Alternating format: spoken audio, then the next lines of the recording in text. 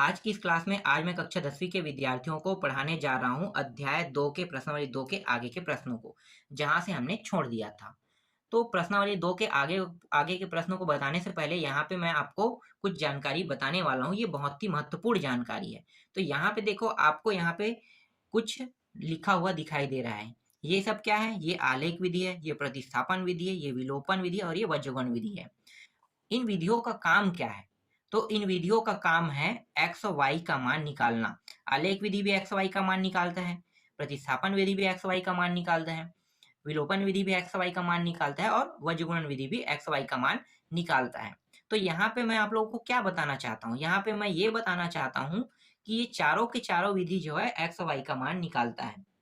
तो क्या हम जितने भी प्रश्न हैं उनको अपने हिसाब से किसी भी विधि से हल कर सकते हैं? यहाँ पे यही तो क्वेश्चन है ना, कि क्या हम अपने हिसाब से अपनी खुद की विधि, मतलब जो हमें सबसे ज्यादा पसंद है विधि, उस विधि का उपयोग करके हम क्या प्रश्न को बना सकते हैं? तो मैं कहूंगा हाँ, बना सकते हैं। आप लोगों को पता होगा कि जब आपके स्कूल में पढ़ाया जाता है आपके टीचर के द्वारा, तो वहां पे अधिकतर गाइड का उपयोग किया जाता है। तो गाइड में क्या होता है, समय समय पे विधि को चेंज कर दिया जाता है। तो अक्सर गाइड के हिसाब से जो भी आपको पढ़ाते हैं, तो वहां पे अचानक विधि चेंज होने के कारण आपके मन में डाउट होने लगता है कि अभी सर ने इस प्रश्न को या फिर मैडम ने इस प्रश्न को इस विधि से बनाया, ठीक है, मान लो प्रतिस्थापन विधि से बनाया, फिर नेक्स्ट प्रश्न को वो अचानक हल कर लेता है विलोपन विधि से। तो आपको कंफ्यूज होने लगता है कि भाई अभी प्रतिस्थापन विधि से हल किया और वो प्रतिस्थापन विधि मुझे बहुत ही समझ में आया, और मैं चाहता था कि इस प्रश्न को, जो अगले प्रश्न है, उसको भी प्रतिस्थापन विधि में मैडम जो है या सर जो है वो उसको हल करने वाला है। लेकिन वो अचानक विधि को चेंज करके क्या कर देता है, वो विधि चेंज करके विलोपन विधि में हल कर देता है। तो जैसे ही विलोपन विधि में हल किया, अब यहाँ पे आपको कंफ्यूजन होने लगा कि भाई ये प्रश्न प्रतिस्थापन विधि में हल हुआ है और अचानक विलोपन विधि में हल कर दिया। तो मुझे तो समझ में नहीं आ रहा है कि ऐसा कैसे हो सकता है। एक विधि, सिर्फ एक प्रश्न एक विधि से समझाने के बाद डायरेक्ट विधि चेंज हो गया, जिसमें मान जो है इसमें भी एक्स वाई का मान निकला है और इसमें भी एक्स वाई का मान निकला है। तो ये कंफ्यूजन अक्सर रहता है। तो अब यहाँ पे मैं आपके कंफ्यूजन को दूर कर रहा हूँ। आप चाहो तो सारे प्रश्नों को प्रतिस्थापन विधि में हल कर सकते हो, चाहो तो सारे प्रश्नों को विलोपन विधि में हल कर सकते हो, चाहे तो सारे प्रश्नों को आप वज्रगुणन विधि में हल कर सकते हो। मैंने प्रतिस्थापन विधि को आपको सिखा दिया है।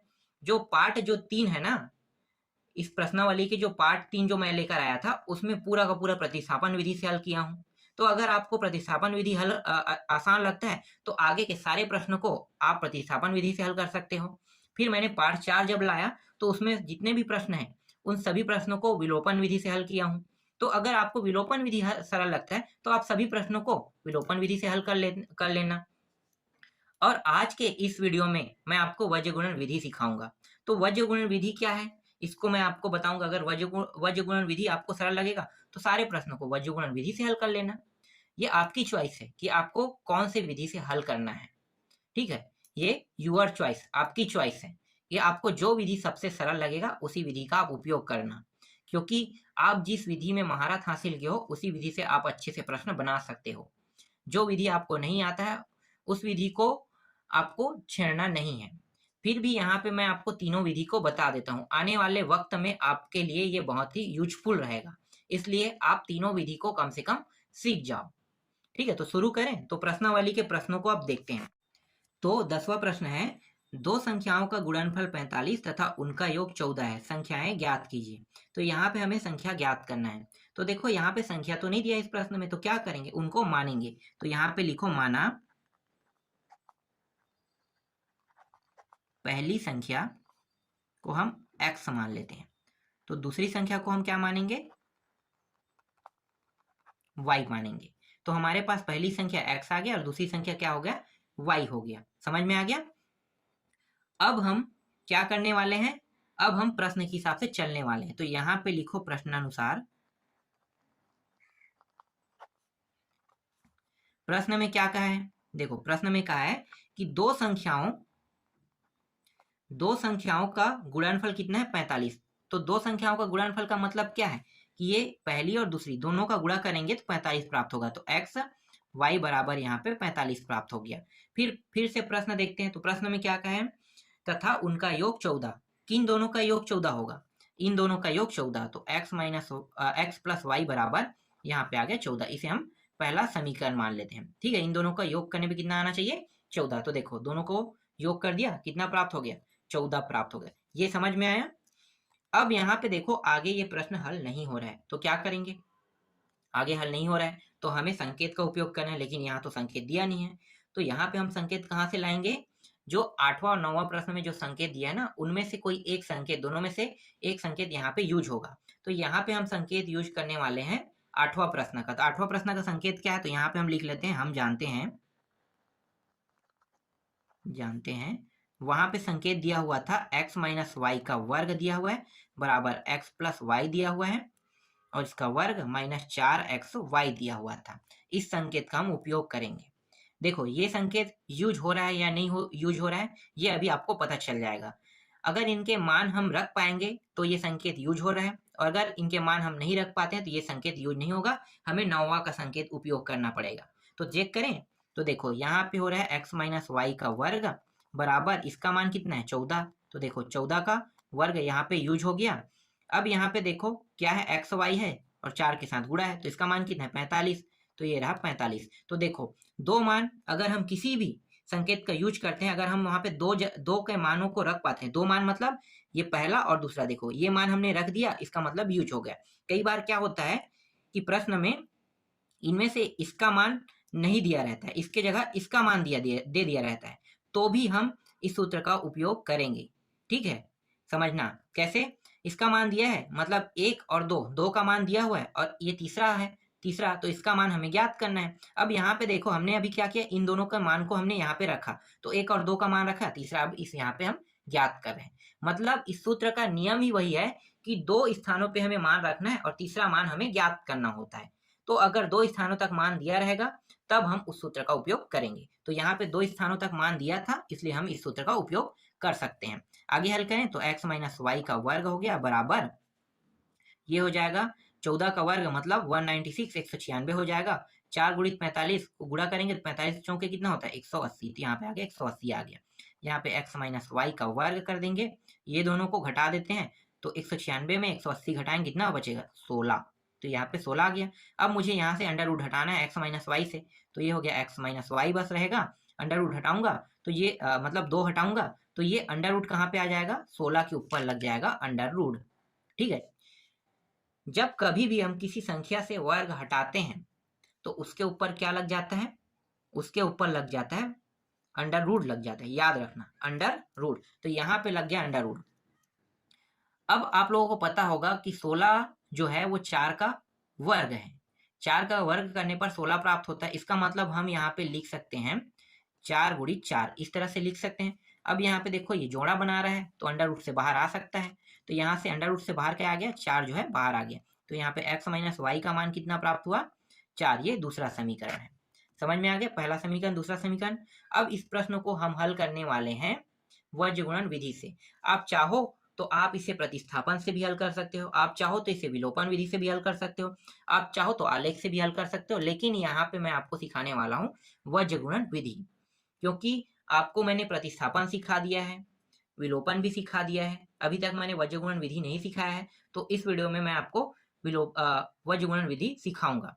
ये जो विधियां हैं जो मैं आपको सिखा रहा हूँ आने वाले समय में आपको ये यूजफुल रहेगा, मतलब आपके आने वाले समय के लिए। तो चलो वज्र गुणन विधि से हल करते हैं।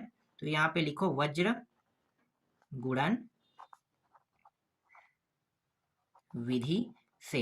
ये वज्र गुणन विधि क्या होता है? तो देखो यहाँ पे पहला जो समीकरण है और दूसरा जो समीकरण है, ठीक है, ये वाले मान को सबसे पहले अंदर लेना है 14 को। तो 14 को जब हम अंदर लेंगे तो ये क्या हो जाएगा? ये हो जाएगा x प्लस वाई, और यहाँ पे जो 14 है अंदर आके क्या हो जाएगा? माइनस 14 बन जाएगा, यहाँ पे बचेगा 0। इसको हमें तीसरा समीकरण मानना है।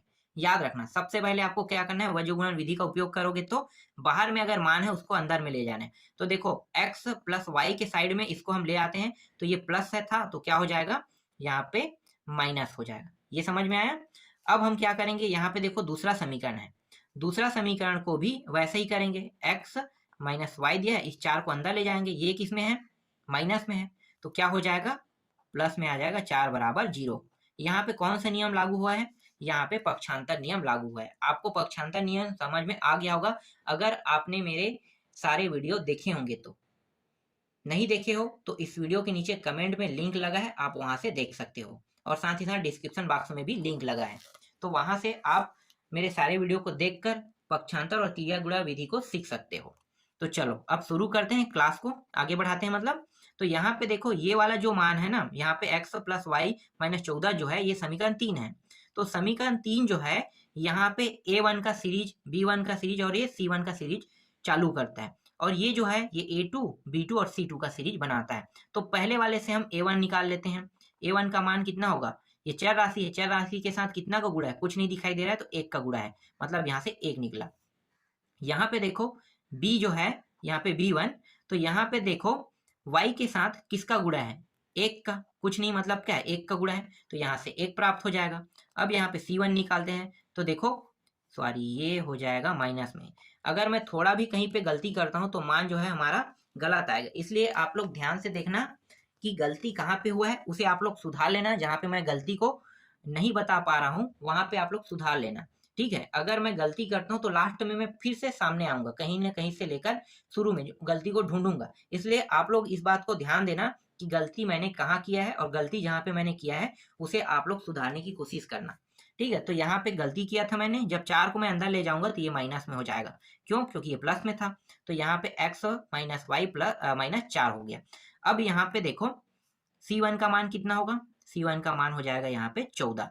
यहाँ पे कोई भी चर राशि नहीं है, इसलिए इसको पूरा का पूरा हमें लिखना है।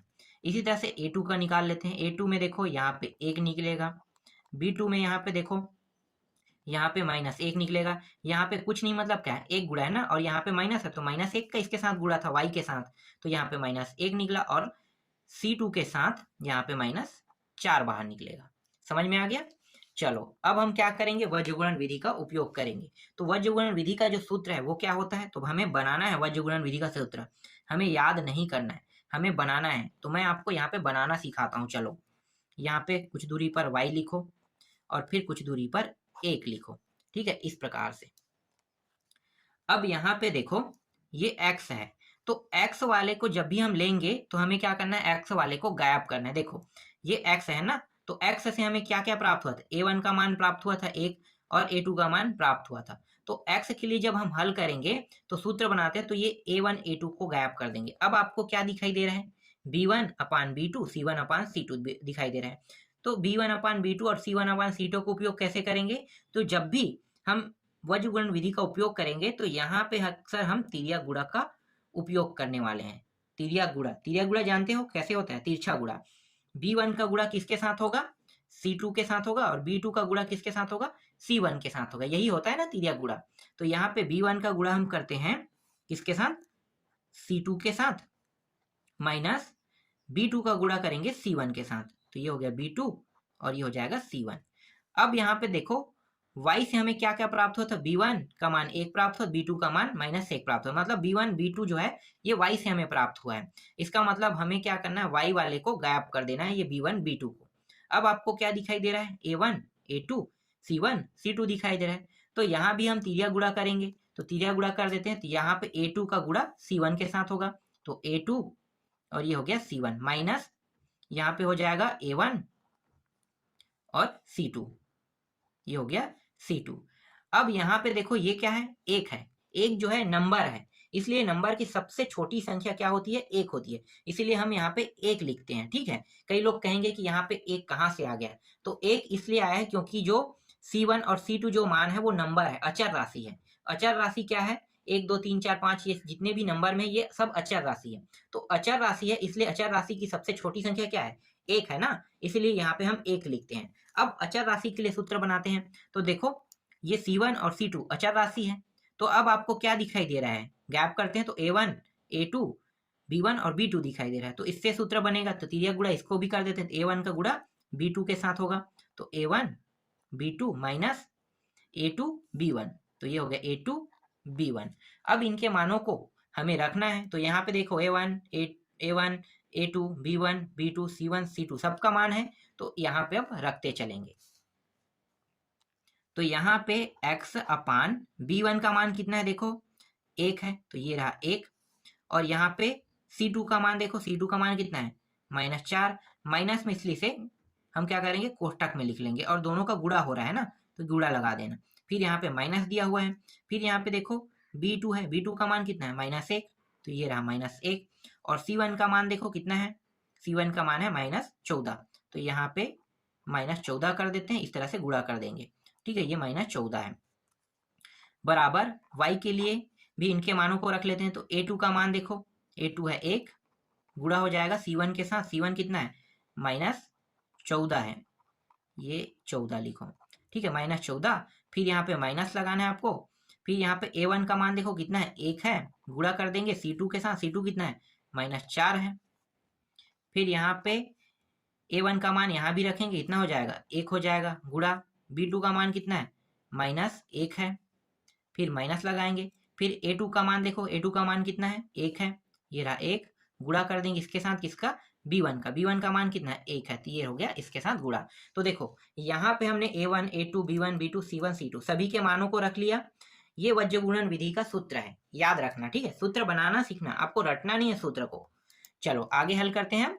अब यहाँ पे मैं आपको एक चीज और समझा देता हूँ। ठीक है, क्या चीज मैं समझाने वाला हूँ, देखो यहाँ पे जब भी हम किसी संख्या को गुणा करते हैं तो गुणा करते हैं तो यहाँ पे अगर कोई मान माइनस में है, ठीक है, देखो माइनस में अगर कोई भी मान होता है तो गुणा करने पर जब हम उन माइनसों को गिनेंगे, जितने माइनस है, ठीक है, जितने ऋणात्मक चिन्ह है उन सभी को गिनेंगे, तो अगर सम संख्या में होता है तो उनका मान क्या होगा धनात्मक होगा, और अगर वो विषम संख्या में होता है तो उनका मान ऋणात्मक होता है। ये सम विषम समझते हो ना, देखो सम का मतलब होता है 2 4 6 8, इस तरह से ये सम संख्या है, और विषम क्या है, विषम संख्या जो होता है 1 होता है, 3 होता है, 5 होता है, 7 होता है, ये विषम संख्या है।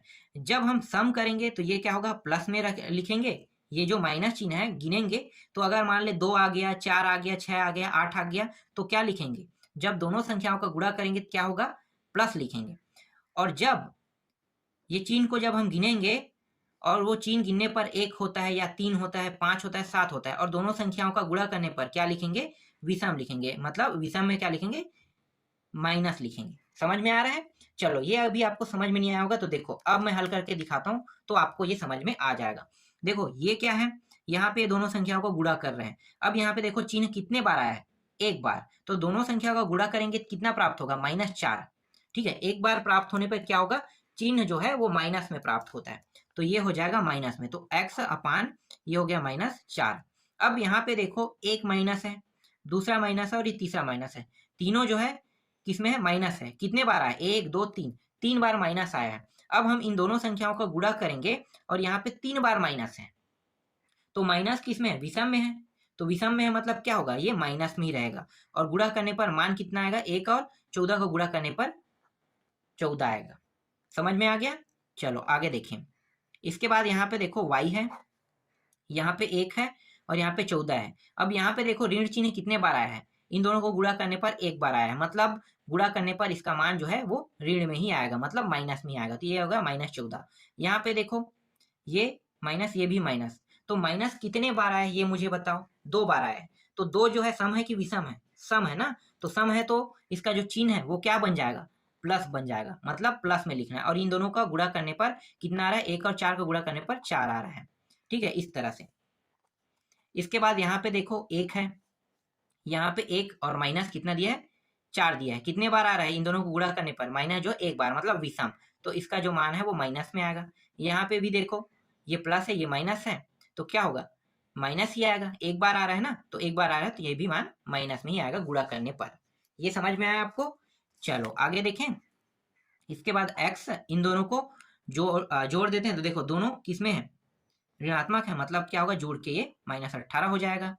यहाँ पे y बराबर, यहाँ पे देखो कितना है -14 और ये +4 है, तो घट जाएगा, तो ये हो जाएगा -10 आ जाएगा।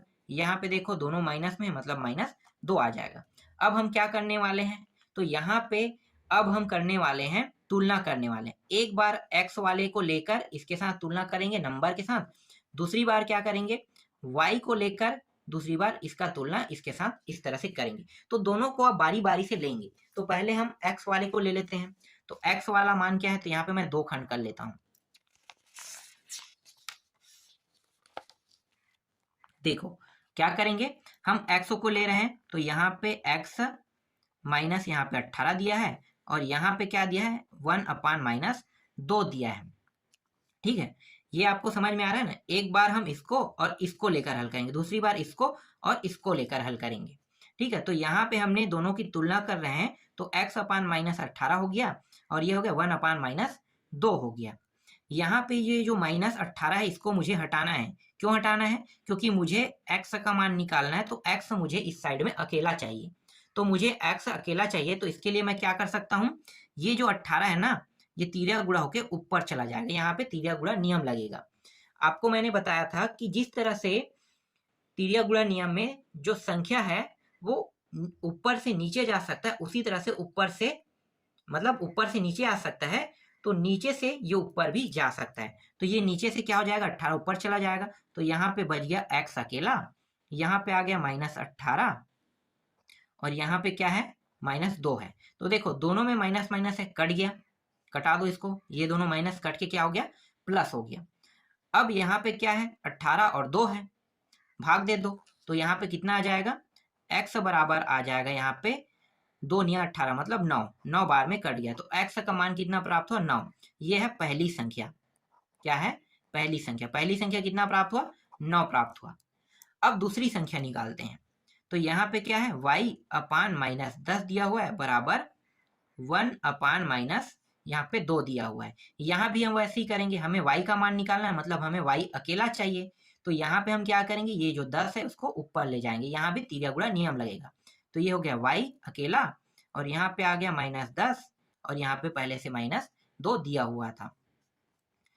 अब यहाँ पे देखो ये भी माइनस में ये भी माइनस, दोनों माइनस माइनस कट गया, क्या बन गया प्लस। तो यहाँ पे y का मान क्या प्राप्त हुआ 2 × 5 = 5, 2 से 5 बार में 10 जो है वो भाग चला गया तो y का मान क्या प्राप्त हुआ 5। तो ये दूसरी संख्या है और इस प्रश्न में यही निकालने के लिए कहा था। पहली संख्या यहाँ पे हमें प्राप्त हुआ 9 और दूसरी संख्या प्राप्त हुआ हमें यहाँ पे 5 प्राप्त हुआ। समझ में आया ये प्रश्न। चलो आगे देखें दूसरा प्रश्न, मतलब 11वां प्रश्न हमें देखना है। तो 11वां प्रश्न क्या है, तो देखो 11वां प्रश्न में दिया हुआ है यहाँ पे आयु से संबंधित प्रश्न है ना 11वां प्रश्न। अब आयु वाले प्रश्न जो है मैं प्रश्नावली 1 में मैंने बताया था कि आयु के प्रश्न से समीकरण कैसे बनाते हैं। अब हम इस प्रश्न को समीकरण भी बनाएंगे और हल करना भी सीखेंगे। तो अगर आपको वहां पे समझ में नहीं आया होगा तो यहाँ से आप लोग समझ लेना। ठीक है, तो चलो मैं आपको यहाँ पे थोड़ा सा बताना चाहता हूँ। ठीक है, पहले मैं यहाँ पे आपको कुछ बताने वाला हूँ, पहले उसको देख लेते हैं। यहाँ पे मैं लिख लेता हूँ भूतकाल, यहाँ पे मैं वर्तमान लिखूंगा और यहाँ पे मैं भविष्य लिखूंगा। पहले इसको समझते हैं उसके बाद प्रश्न को हल करेंगे। तो यहाँ पे भूतकाल, वर्तमान काल और भविष्य काल। भूतकाल में जो है ये पहले शब्द का जिक्र होता है और भविष्य में बाद का जिक्र होता है।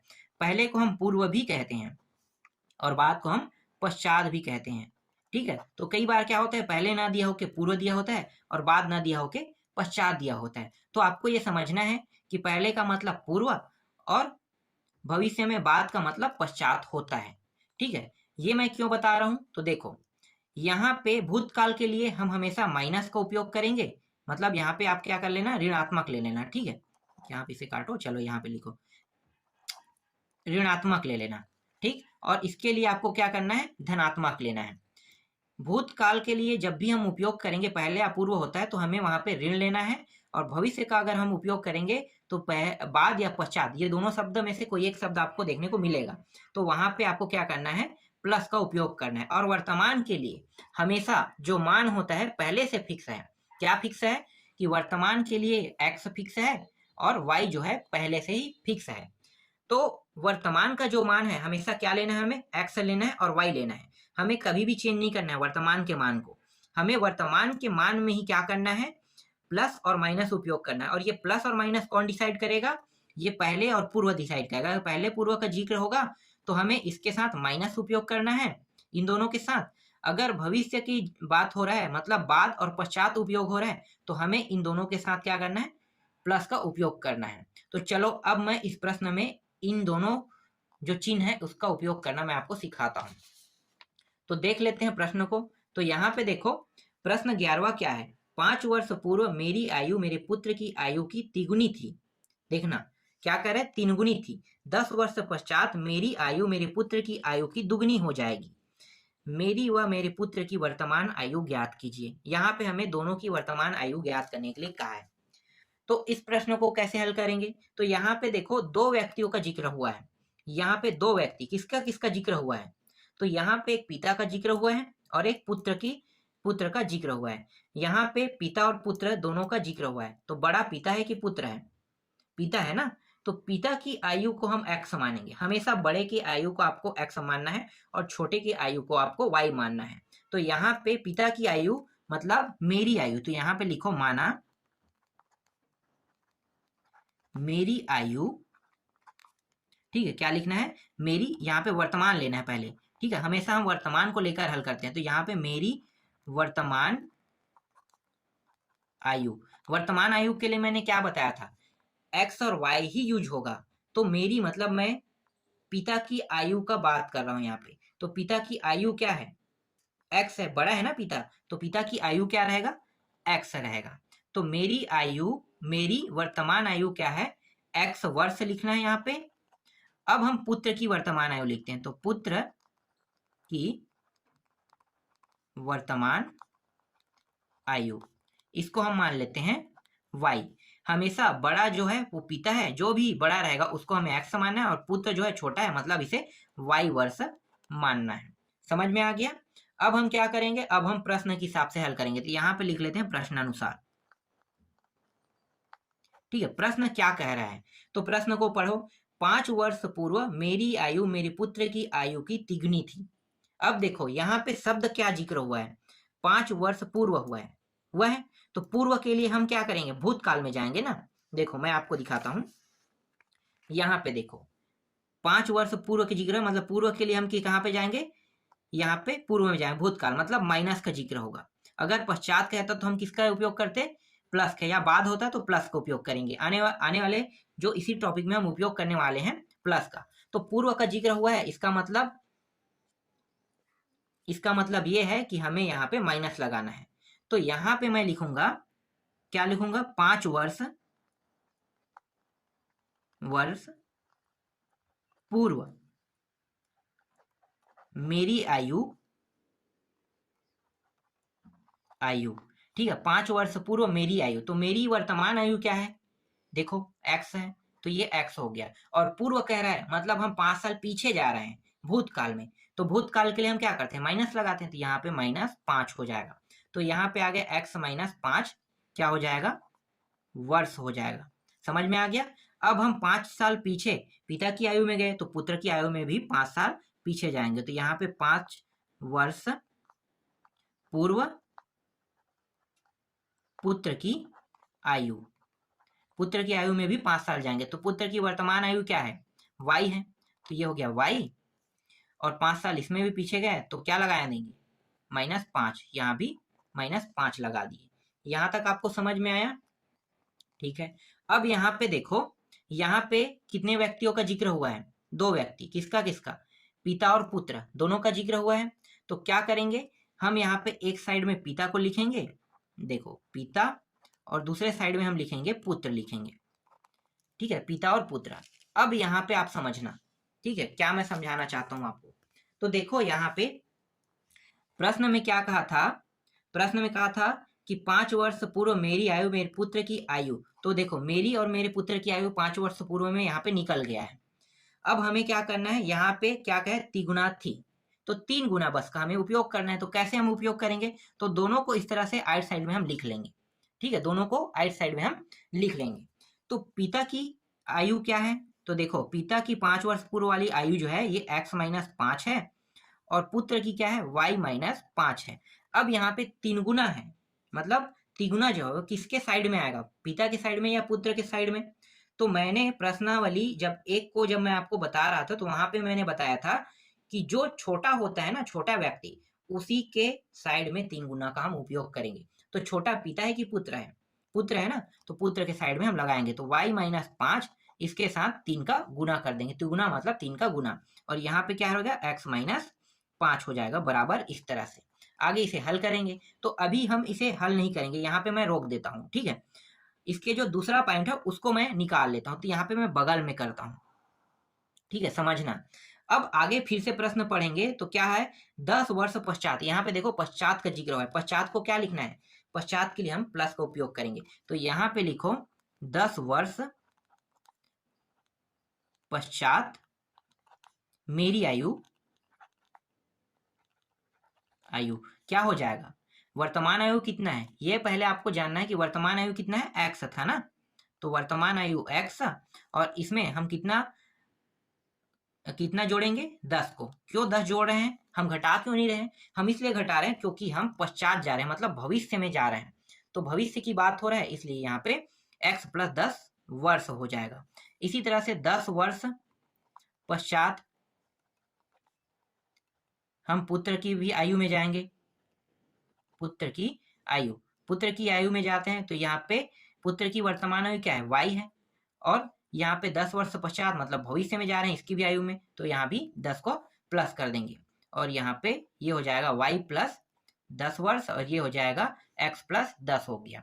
अब हम यहाँ भी वही तुलना करेंगे, पिता बराबर क्या करेंगे, पुत्र, पिता बराबर पुत्र। अब प्रश्न को पढ़ो, तो यहाँ पे देखो प्रश्न को पढ़ते हैं, तो यहाँ पे देखना 10 वर्ष पश्चात मेरी आयु मेरे पुत्र की आयु की दुगनी हो जाएगी। तो देखो 10 वर्ष पश्चात मेरी और मेरे पुत्र की आयु तो निकल गया, अब बचा क्या है, दोगुना का उपयोग करना। अब दोगुना जो है वो किसके साइड में उपयोग होगा, तो मैंने अभी क्या बताया था, छोटे के साइड में। तो पहले हम यहाँ पे लिख लेते हैं, पिता जो है उसकी 10 वर्ष पश्चात आयु कितनी थी, x प्लस 10 था, और पुत्र की y प्लस 10 था। छोटा व्यक्ति कौन है, पुत्र है, तो पुत्र के साइड में दो गुना का उपयोग हो जाएगा, ये रहा दो गुना, समझ में आ गया। तो दो गुना का उपयोग हम इसके साइड में करेंगे। अब हम बारी बारी से इसको हल कर रहे हैं, तो पहले हम इसको हल करते हैं, हमें दोनों से समीकरण चाहिए। तो यहाँ पे इसको हल करेंगे तो x माइनस 5 यहाँ पे मिलेगा, बराबर इसका अंदर गुणा करते हैं तो 3y माइनस 3 पंचे कितना हो गया, 15। यहाँ पे देखो ये दोनों क्या है, चर राशि है, और ये जो 5 है और 15 क्या है, अचर राशि है। तो चर को एक साइड ले आते हैं, तो एक साइड ले जाओ, तो यहाँ पे हो गया x, और ये हो गया माइनस 3y, ये प्लस में था तो इस साइड आके क्या हो गया, माइनस, और यहाँ पे क्या है, माइनस 15 है, ये उस साइड जाके क्या हो जाएगा, माइनस में था 5 तो प्लस में ये हो जाएगा 5 हो जाएगा। इसके बाद x माइनस 3y, और ये हल होके कितना हो जाएगा, माइनस यहाँ पे 10 आ जाएगा। अब इसको भी हल कर लेते हैं, तो यहाँ पे देखो ये हो गया x प्लस 10, 2 का अंदर गुणा करोगे तो 2y, और ये प्लस 2 ढाई 20 होता है। यहाँ पे देखो ये दोनों चर है और ये दोनों अचर है, तो चर को एक साइड कर लेते हैं, तो x, और ये प्लस में इस साइड आके क्या हो जाएगा, माइनस हो जाएगा, और ये किस में है, प्लस में है, तो उस साइड जाके क्या हो जाएगा, 20 के उस साइड जाके ये माइनस 10 हो जाएगा। यहाँ पे x माइनस 2y बराबर यहाँ पे 10। अब हम यहाँ पे ये जो मान है ना, ये 10 को भी इस साइड ले आते हैं, तो ये हो जाएगा x माइनस 3y, 10 को इस साइड ले जाएंगे तो क्या हो जाएगा, ये हो जाएगा प्लस 10 हो जाएगा। तो इसको हम समीकरण 1 देते हैं। इसी तरह से यहाँ भी 10 को अंदर ले आते हैं, तो x माइनस 2y यहाँ पे था, 10 इस साइड आके क्या हो जाएगा, प्लस से माइनस हो जाएगा, ये माइनस 10 बराबर 0। तो इसको हम दे देते हैं समीकरण 2 दे देते हैं, ठीक। अब हम यहाँ पे वज्र गुणन विधि का उपयोग करेंगे। वज्र गुणन विधि का ही नियम ये है कि यहाँ पे ये जो मान है ना, इसको हमें इस साइड ले जाना है, ठीक है, जो चर राशि है उसी साइड हमें इसे ले जाना होता है। इसीलिए यहाँ पे देखो, यहाँ भी हमने अंदर कर दिया, यहाँ भी इसको भी अंदर कर दिया, तो यहाँ पे पक्षांतर नियम का हमने उपयोग किया है। आप चाहो तो इस प्रश्न को विस्थापन में भी हल कर सकते हो, विलोपन में भी हल कर सकते हो, लेकिन मैं आपको यहाँ पे वज्र गुणन विधि सिखा रहा हूँ, इसलिए मैं यहाँ पे इसे वज्र गुणन विधि से हल कर रहा हूँ। तो चलो अब हल करते हैं। तो यहाँ से मुझे a1 में क्या प्राप्त होगा, देखो ए यहाँ पे लिख लेते हैं, a1 में यहाँ पे क्या प्राप्त होगा, a1 से मुझे 1 प्राप्त होगा। यहाँ पे देखो b1 से मुझे क्या प्राप्त होगा, y के साथ कितने गुणा है, 3 का, तो ये हो जाएगा -3, ठीक है, -3 का गुणा मतलब -3 लिखेंगे। और C1 से यहाँ पे मुझे क्या प्राप्त होगा, 10 प्राप्त होगा। इसी तरह से यहाँ पे देखो A2 से क्या प्राप्त होगा, A2 से x से मुझे 1 प्राप्त होगा, B2 से यहाँ पे मुझे y से -2 प्राप्त होगा क्योंकि y के साथ -2 का गुणा है, और C2 से मुझे यहाँ पे -10 प्राप्त होगा क्योंकि यहाँ पे -10 है। इस तरह से निकल गया यहाँ पे A1 A2 B1 B2 C1 C2। अब हम क्या करेंगे, अब हम यहाँ पे वज्र गुणन विधि का सूत्र लगाएंगे। यहाँ पे आप लिख लेना वज्र गुणन विधि से, ठीक है। इससे हल करें तो हमें बताना होगा कि वज्र गुणन विधि से। अब यहाँ पे हम सूत्र लगाते हैं, तो सूत्र निकालने का तरीका मैं आपको बता दिया हूँ, चलो उसी तरीका का उपयोग करने वाले हैं इस तरह से, ठीक है। एक्स वाई और ये नंबर का सबसे छोटा संख्या 1 होता है, इसलिए हम यहाँ पे 1 लिखेंगे। यहाँ पे देखो ये जो दोनों मान है किससे प्राप्त हुआ है, एक्स से, तो हम क्या करेंगे, इसे छुपा देंगे। अब आपको क्या दिखाई दे रहा है, B1 B2 C1 C2 दिखाई दे रहा है, दोनों को तिरिया गुणा कर दो। तो यहाँ पे B1 का गुणा C2 के साथ होगा, तो B1 C2 माइनस B2 और ये हो जाएगा C1। इसी तरह से यहाँ पे ये जो मान है B1 B2 Y से प्राप्त हुआ है, इसलिए ये दोनों को छुपा देंगे। अब क्या दिखाई दे रहा है, A1 A2 C1 C2 दिखाई दे रहा है। तो A1 A2 C1 C2 इसमें तिरिया गुणा करेंगे तो ये हो जाएगा A2 गुणित C1, तो ये हो गया A2 C1 माइनस A1 और ये हो जाएगा C2 हो जाएगा। अब यहाँ पे देखो ये नंबर से प्राप्त है, इसको छुपाएंगे तो ये दोनों हमें दिखाई देगा। तो यहाँ पे इसका तिरिया गुणा करते हैं, तो A1 का गुणा B2 से और यहाँ पे A2 का गुणा B1 से हो जाएगा। इस तरह से तिरिया गुणा करते हैं, ये समझ में आया। अब चलो इनके मानों को रख लेते हैं। तो यहाँ पे x B1 का मान कितना है, देखो B1 का मान है -3, ये रहा -3, इसका गुणा कर देंगे किसके साथ, C2 के साथ। C2 कितना है -10, ये रहा -10, फिर यहाँ पे माइनस लगाना है। फिर B2 का मान देखो, B2 का मान है -2 और C1 का मान देखो यहाँ पे कितना है, गुणा 10 करना है। फिर इसी तरह से Y2 का मान Y का मान निकाल लेते हैं। तो A2 का मान कितना है, 1 है, गुणित C1 का मान कितना है, देखो 10 है, फिर माइनस लगा है। फिर यहाँ पे देखो A1 का मान कितना है, यहाँ पे 1 है, गुणा कर देंगे C2 का मान कितना है, यहाँ पे देखो -10 है, ये रहा -10 बराबर यहाँ पे 1 है। A1 का मान 1 दिया हुआ है, B2 का मान देखो कितना है -2, ये रहा -2, फिर यहाँ पे माइनस लगाना है। A2 का मान कितना है 1 गुणित B1 का मान देखो कितना है -3 दिया हुआ है। तो इस तरह से B1 का मान हमें रखना था, तो ये हो गया B1 का मान। तो इस तरह से सभी के मानों को हमने रख दिया। अब हम बस इसको क्या करेंगे, हल करेंगे। तो हल कर दो, तो यहाँ पे x अपान इन दोनों को गुणा करेंगे। देखो यहाँ पे ऋण चिन्ह कितने बार आया, 2 बार, मतलब ये किसमें मान प्राप्त होगा, सम है, मतलब 2 बार आ रहा है, इसका मतलब ये है कि ये प्लस में प्राप्त होगा। तो सिर्फ हमें इन दोनों को गुणा बस करना है। तो 3 गुणित 10 कितना हो गया, 30, तो ये आ गया 30।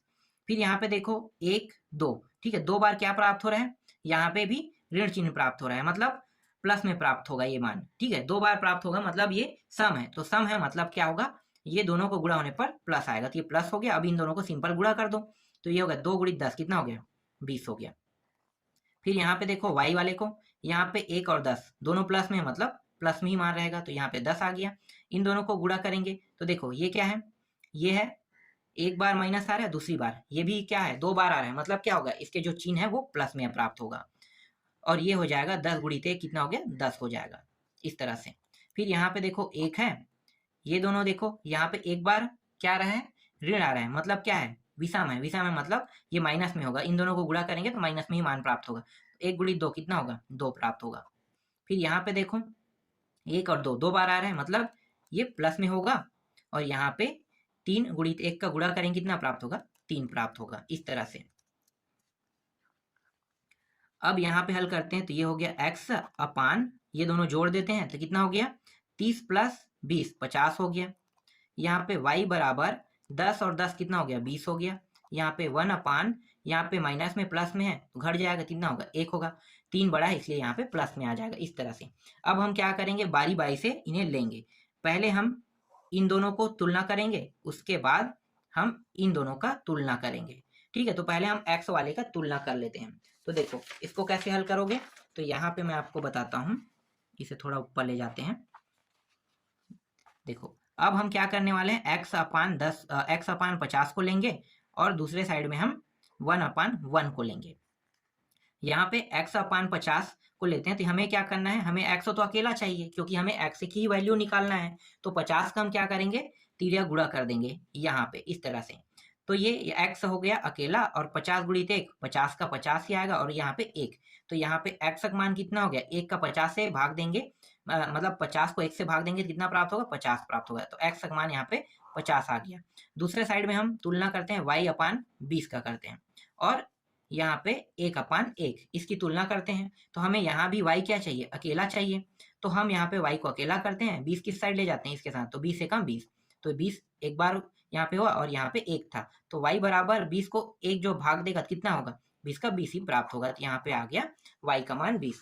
अब ये जो x का जो मान है, x को हमने क्या माना था, तो x को हमने माना था पिता की आयु। क्या माना था, पिता की आयु। तो पिता की आयु कितना हो गया, 50। तो यहाँ पे लिख लो मेरी आयु 50 वर्ष तथा यहाँ पे मेरे पुत्र की आयु कितनी होगी, 20 वर्ष होगी। समझ में आ गया। इसको हमने x माना था, पिता की आयु को, और पुत्र की आयु को हमने क्या माना था, y माना था। तो पिता की आयु 50 वर्ष और पुत्र की आयु 20 वर्ष होगी। ठीक, समझ में आ गया ये प्रश्न। इस तरह से वज्र गुणन विधि में हल करते हैं। तो आपको वज्र गुणन विधि समझ में आया होगा। चलो अब नेक्स्ट प्रश्न देख लेते हैं। अगला जो प्रश्न है वो क्या है, तो देखो यहाँ पे, चलो आगे देखते हैं, 1 मिनट थोड़ा रुकना। देखो 12वां जो प्रश्न है वो क्या है, दो स्थानों ए और बी की दूरी 70 किलोमीटर और दो कारें ए व बी से चलना प्रारंभ करती है। यदि वे एक ही दिशा में चलती है तब 7 घंटे बाद एक दूसरे से मिलती है, और यदि वे एक दूसरे की ओर चलती है तब 1 घंटे बाद मिलती है। तो कारों की चाल ज्ञात कीजिए। यहाँ पे क्या ज्ञात करना है, कारों की चाल ज्ञात करना है। अब यहाँ पे देखो कारों की चाल ज्ञात करना है, तो कैसे हल करोगे इसे। ठीक है, यहाँ पे थोड़ा कंफ्यूजन भरा क्वेश्चन है, तो कंफ्यूजन भरा क्वेश्चन को कैसे हल करोगे, तो यहाँ पे पहले आपको ये समझना होगा कि यहाँ पे कहना क्या चाहता है पूरे प्रश्न में। तो चलो मैं आपको पहले समझाता हूँ। ठीक है, यहाँ पे मैं आपको समझाता हूँ। देखो यहाँ पे इस प्रश्न में क्या कहा है, पहले आप समझो इसको। ठीक है, यहाँ पे इस प्रश्न में कहा है कि यहाँ पे दो क्या है, स्थान दिया हुआ है। एक स्थान को हम ए नाम देते हैं और दूसरे स्थान को बी, जैसे कि प्रश्न में दिया हुआ है। पहले आप समझो, इसके बाद मैं इसको समझाऊंगा ना आपको। तो पहले आप इसे समझो, उसके बाद प्रश्नों को हल करेंगे। तो यहाँ पे दो स्थान दिया हुआ है और ये दोनों स्थानों की दूरी कितनी है, 70 किलोमीटर है दोनों स्थानों की दूरी।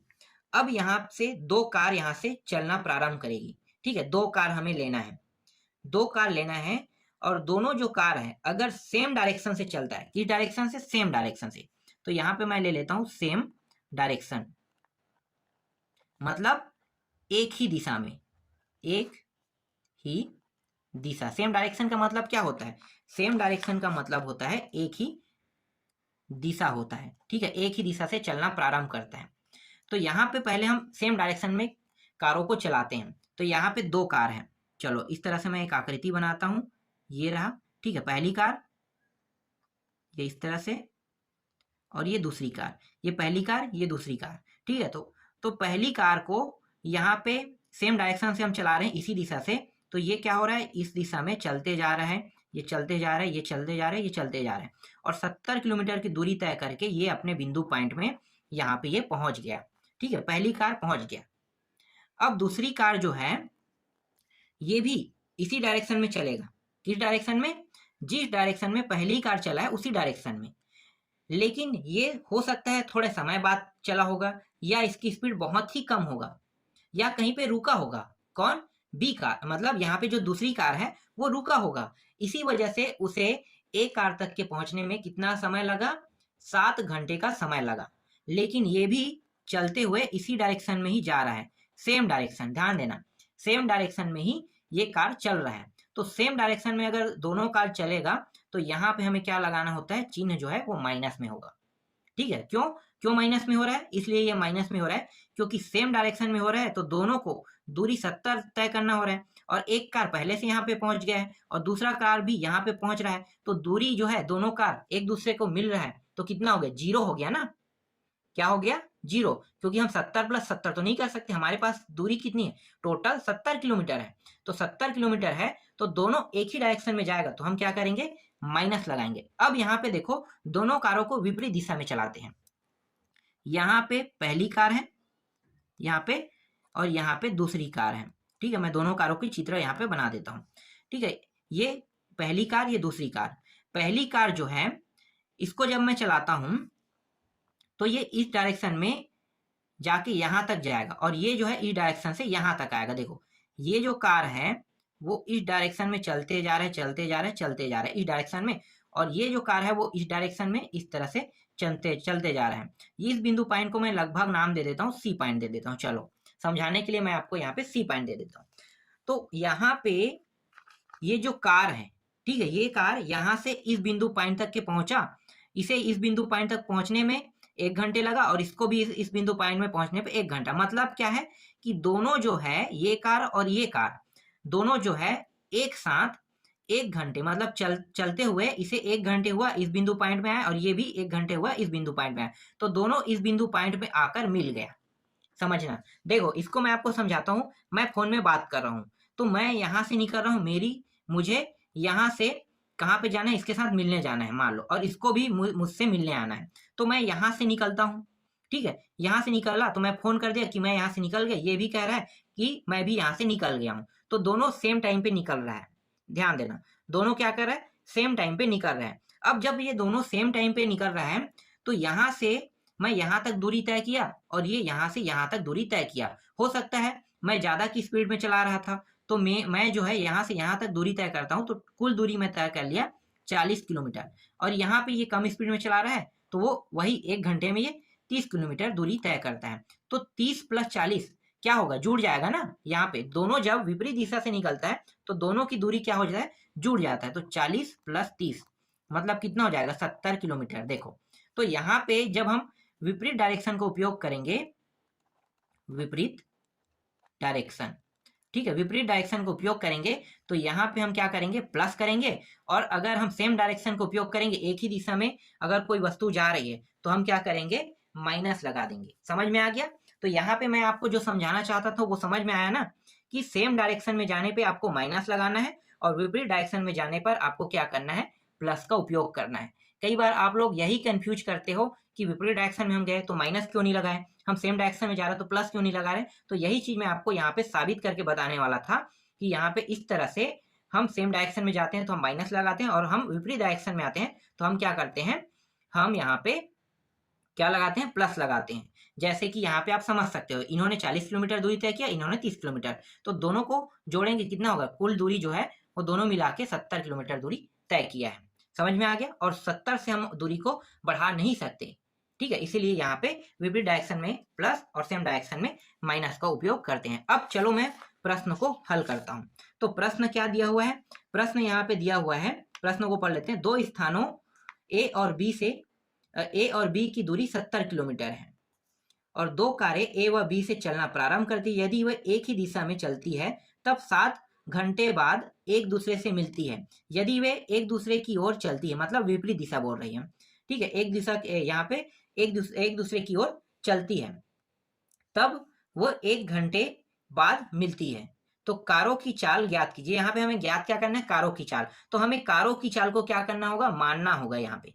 तो कारों की चाल को मान लेते हैं। तो यहाँ पे ए से चलने वाली कारों को चाल को मान लो। तो यहाँ पे लिखो माना ए से चलने वाली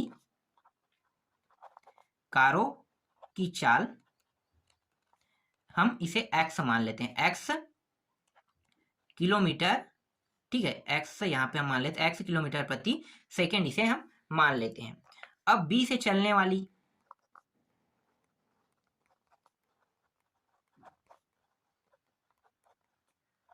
कारों की चाल, इसको हम मान लेते हैं y किलोमीटर प्रति सेकंड मान लेते हैं, मतलब किलोमीटर प्रति घंटा बोलते हैं इसे हिंदी में। और इसे हम लिखते हैं किससे है, किलोमीटर प्रति सेकंड, इस तरह से हम लिखते हैं। ठीक है, तो ए से चलने वाली कारों की चाल को हमने x माना, क्योंकि यही चीज हमें ज्ञात करना है। और बी से चलने वाली कारों की चाल को हमने क्या माना, y मान लेते हैं। अब प्रश्न के हिसाब से चलते हैं। तो यहाँ पे लिखो प्रश्नानुसार। प्रश्न क्या कह रहा है कि दोनों जो है, ठीक है, ए दोनों जो कार है वो एक ही डायरेक्शन में चल रहा है। क्या कर रहा है? एक ही डायरेक्शन में। तो दोनों 7 घंटे बाद एक दूसरे से मिलती है। ठीक है, तो दोनों जो है वो एक ही डायरेक्शन में चल रहा है। तो एक ही डायरेक्शन मतलब क्या है? दोनों जो है वो एक ही डायरेक्शन चल रहा है, मतलब एक कार जो है एक्स, इसकी चाल है एक्स है और इसकी चाल क्या है? वाई है। तो एक डायरेक्शन में चल रहा है, इसका मतलब ये होगा कि यहाँ पे आपको लिखना होगा ए कार ए द्वारा 7 घंटे में चली गई दूरी। यहाँ पे लिखो ए द्वारा 7 घंटे में चली गई दूरी। ठीक है, कितना हो जाएगा? 7 घंटे में चली गई दूरी मतलब एक्स के साथ क्या करना है? इसकी चाल तो एक्स है, तो भाई चाल जो है x किलोमीटर है, तो 7 घंटे मतलब 7x हो जाएगा। तो ये हो गया 7x। इसी तरह से b द्वारा पूरा का पूरा आपको लिखना है, b द्वारा 7 घंटे में चली गई दूरी। तो b जो है क्या है? y किलोमीटर प्रति घंटा है। तो 7 घंटा इसे समय लग रहा है, तो इसके साथ भी 7 का करेंगे। तो यहाँ पे लिखेंगे 7, यहाँ पे क्या लिखेंगे? y लिखेंगे। ठीक, क्या लिखेंगे? 7y लिखेंगे। तो यहाँ पे हमें मिल गया 7 घंटे में चली गई दूरी मिल गया। तो 7 घंटे में चली गई दूरी मतलब एक का 7x और दूसरे का 7y हो जाएगा। और दोनों जो है वो किस डायरेक्शन में चल रहा है?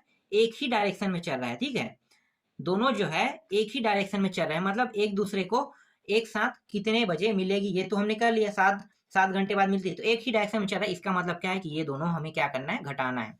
तो यहाँ पे अब आपको लिखना है 7x माइनस 7y। और कुल दूरी कितना चल रहा है? दोनों जो है वो 70 किलोमीटर चल रहा है। तो ये 70 किलोमीटर चल रहा है, इस तरह से आपको लिखना है। तो यहाँ पे 7x माइनस 7y, यहाँ पे दोनों से देखो 7 जो है उभयनिष्ठ निकाल लेते हैं, तो x माइनस वाई हो जाएगा और बराबर ये 70 हो जाएगा। यहाँ पे 7 जो है इसके साथ गुणा के रूप में, मतलब क्या होगा? तिरिया गुणा। तो x माइनस वाई गुणा के रूप में, तो 70 अपान ये हो जाएगा 7 एक कम और ये 7 दहाई। तो यहाँ पे x माइनस वाई का मान कितना प्राप्त हो गया? यहाँ पे 10। ये रहा पहला समीकरण हमें मिल गया। समझ में आया? चलो अब आगे प्रश्न में क्या कह रहा है कि अब ये दोनों जो है वो विपरीत दिशा में चलता है, मतलब अलग अलग दिशा से चलता है। जैसे कि मैंने बताया था कि ए से एक चालू होता है चलना और दूसरा जो है वो बी से चालू होता है चलना। तो इसके लिए हम क्या करेंगे? यहाँ पे फिर लिखो ए द्वारा 1 घंटे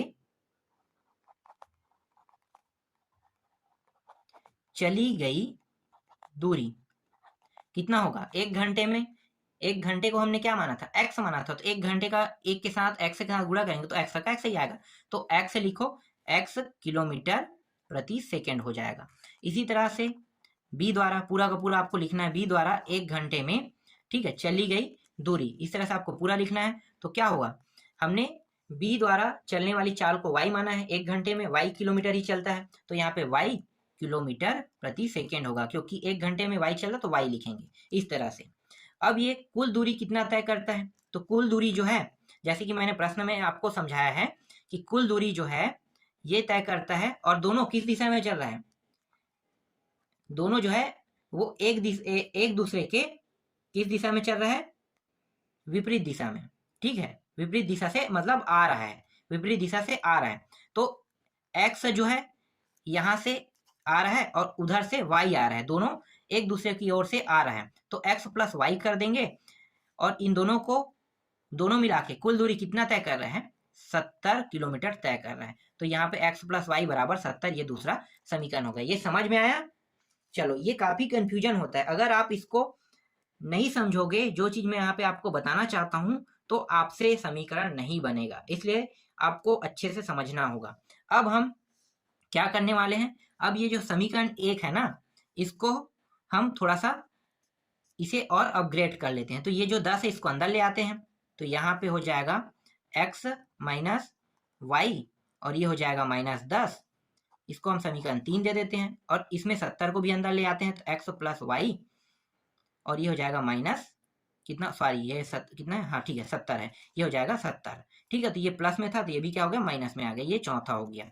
इसे हम चौथा समीकरण नाम दे देते हैं। तो यहाँ पे देखो तीसरा और चौथा समीकरण निकल गया। और यहाँ पे हमने 10 और 70 को अंदर क्यों लाए हैं? इसलिए क्योंकि यहाँ पे हम इसको भी ब्रज गुणन विधि से ही हल करेंगे। आप चाहो तो इसे प्रतिस्थापन में भी हल कर सकते हो, चाहो तो आप विलोपन से भी हल कर सकते हो, लेकिन यहाँ पे मैं आपको वज्रगुणन विधि सिखा रहा हूँ, इसलिए यहाँ पे इसको भी मैं वज्रगुणन विधि से हल कर रहा हूँ। यहाँ तक आपको समझ में आ गया? चलो अब यहाँ पे वज्रगुणन विधि लगाते हैं। तो वज्रगुणन विधि यहाँ पे लिख लो, वज्र गुणन विधि से। वज्रगुणन विधि से कैसे हल होगा? तो देखो यहाँ पे ये वाला क्या बना रहा है, ये a1 b1 c1, ये a2 b2 c2 यही बनाता है। तो यहाँ पे लिख लेते हैं a1 बराबर यहाँ पे कितना निकला 1, b1 से यहाँ पे -1, c1 से यहाँ पे -10 निकलेगा। इसी तरह से a2 से निकालो, a2 से यहाँ पे 1, b2 से यहाँ पे ये किसमें है, प्लस में है, मतलब यहाँ पे 1 आ जाएगा, और c2 से यहाँ पे निकल जाएगा a2 b2 c2, c2 से यहाँ पे -70 आ जाएगा। इस तरह से अब हम वज्रगुणन विधि का सूत्र बनाते हैं। तो सूत्र बनाना मैंने आपको सिखा दिया है, अगर अभी तक नहीं सीखा है तो इस वीडियो से सीख जाना, ठीक है। चलो मैं सिखाता हूँ। x, फिर यहाँ पे y, और फिर यहाँ पे 1, इस तरह से आपको लिखने हैं। यहाँ पे देखो ये जो मान है ये किससे प्राप्त हुआ था, x, तो इसे हम क्या करेंगे, गायब कर देंगे। गायब करेंगे तो हमें क्या दिखाई दे, b1 b2 c1 c2 दिखाई दे। तो दोनों का तिर्यक गुणा कर देते हैं। तो यहाँ पे b1 का c2 के साथ होगा, तो ये लिखो b1 c2, फिर माइनस लगाना है, फिर b2 c1 b2 और ये c1, इस तरह से तिर्यक गुणा हो गया। अब ये यहाँ पे देखो y है, y वाले मान को देखो, तो y जो है ये b1 और b2 y से ही प्राप्त हुआ है। इसका मतलब ये अब गायब रहेगा। अब क्या दिखाई दे रहा है, a1 a2 c1 c2। तो इसको देख लेते हैं। तो यहाँ पे a2 c1 करते हैं, a2 c1 माइनस a1, और ये हो जाएगा c2 हो जाएगा। इस तरह से इसका भी तिर्यक गुणा हमने कर लिया। अब यहाँ पे देखो ये जो है ये नंबर से प्राप्त हुआ है c1 c2, इसका मतलब क्या है कि इसे हम गायब कर देंगे, और यहाँ पे a1 a2 b1 b2 इसको तिर्यक गुणा करेंगे, तो a1 का तिर्यक गुणा होगा b2 के साथ, और a2 का तिर्यक गुणा होगा b1 के साथ। इस तरह से अब इनके मानों को बस रखना है हमें। तो चलो मान को रख देते हैं। यहाँ पे b1 का मान कितना है, देखो 1 है। c2 का मान देखो कितना है, -70 है। फिर माइनस b2 का मान देखो 1 है। c1 का मान देखो कितना है, c1 का मान है माइनस यहाँ पे 10 दिया हुआ है, बराबर y बराबर a2 का मान देखो कितना है, 1 है। c1 का मान कितना है, -10 है। फिर माइनस लगा देंगे। फिर यहाँ पे देखो a1 का मान कितना है, 1 है, और c2 का मान देखो कितना है, -70 दिया हुआ है। फिर बराबर, फिर a1 का मान देखो 1, b1 का मान देखो 1, ये भी है। फिर माइनस यहाँ पे देखो a2 मान कितना है, 1 है, और यहाँ पे देखो b1 का मान कितना है, -1 है। इस तरह से अब हल कर दो। तो यहाँ पे x, यहाँ पे देखो यहाँ पे एक बार माइनस प्राप्त हो रहा है, मतलब विषम है, मतलब ये मान क्या होगा, इन दोनों को गुणा करने पर ही विषम ही प्राप्त होगा। तो ये रहा -70, 1 गुणी 70 70 ही होगा। यहाँ पे देखो 2 बार हो रहा है, मतलब सम, इन दोनों को गुणा करेंगे तो प्लस में मान प्राप्त होगा। तो यहाँ पे 1 गुणी 10 मतलब 10 हो जाएगा। यहाँ पे y बराबर, यहाँ पे देखो ये एक बार है, मतलब इन दोनों को गुणा करने पर कितना प्राप्त होगा, हमें माइनस में मान प्राप्त होगा 10। यहाँ पे देखो 2 बार है, इसका मतलब ये प्लस हो जाएगा, इन दोनों को गुणा करने पर 70 एकम 70। फिर यहाँ पे देखो ये दोनों प्लस में, मतलब 1 होगा। यहाँ पे देखो ये दोनों कितने बार प्राप्त हो, यहाँ भी माइनस 2 बार, तो प्लस और ये 1 हो गया। ठीक, यहाँ पे हो गया x, ये 70 में 10 घटाएंगे तो कितना हो जाएगा, -60। यहाँ पे y अपान, यहाँ पे -10 है और प्लस 70 है, तो घटाएंगे कितना होगा, प्लस यहाँ पे 60 प्राप्त होगा, क्योंकि प्लस वाला बड़ा है। और यहाँ पे 1/2 यहाँ पे प्राप्त हो जाएगा। ठीक, समझ में आ रहा है, यहाँ पे कितना प्राप्त हो जाएगा, 1/2 यहाँ पे प्राप्त हो जाएगा। अब चलो आगे हल करते हैं। देखो अब इसे कैसे हल करेंगे, तो यहाँ पे हम क्या करेंगे, बारी बारी से लेंगे। पहले इन दोनों को हल करेंगे, ठीक है, पहले हम क्या करेंगे, इन दोनों को हल करेंगे, उसके बाद हम क्या करेंगे, इन दोनों का भी हल करेंगे। ठीक है, तो देखो कैसे हल करना है। यहाँ पे देखना, यहाँ पे एक जगह मुझसे गलती हुआ है। कहाँ पे गलती हुआ है, देखो यहाँ पे मुझे b1 के जगह हम क्या रखना था, देखो -1 रखना था ना।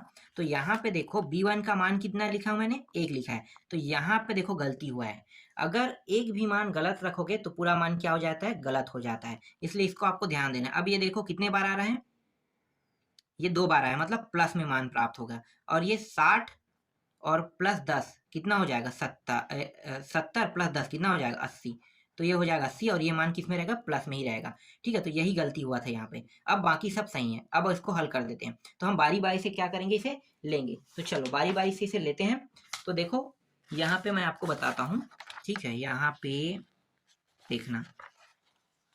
ठीक है, पहले हम किसको लेंगे, यहाँ पे x लेंगे और अपान 80 को ले लेते हैं और इसकी तुलना किसके साथ करेंगे 1/2 के साथ।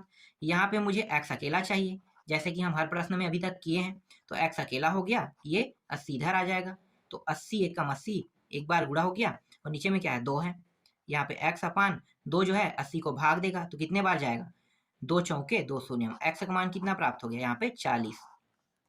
इसी तरह से अब हम y वाले को लेते हैं, y और 60 दिया है बराबर 1/2 दिया हुआ है। ठीक है, अब यहाँ पे देखो यहाँ भी मुझे y अकेला चाहिए। तो 60 को हम क्या करेंगे तीरा गुणा ऊपर ले जाएंगे। तो y बराबर ये हो जाएगा 60/2। तो y बराबर 2 तिया और 2 शून्य। तो y का मान आ गया यहाँ पे 30। समझ में आया। देखो जो चीज मैं यहाँ पे समझा रहा था वही यहाँ पे देखो आंसर में प्राप्त हुआ। मैंने क्या कहा था कि एक कार जो है वो 40 किलोमीटर की दूरी तय करता है। तो देखो यहाँ पे x का मान 40 आ गया और एक 30 की दूरी। तो देखो y का मान क्या आ गया 30 आ गया। तो देखो सेम आया ना। फिलहाल ये चीज मैं नहीं पता था मुझे कि ये x का मान 40 आएगा और y का मान 30 आएगा, क्योंकि मैं पहले ही हल करके इसे नहीं देखा हूँ।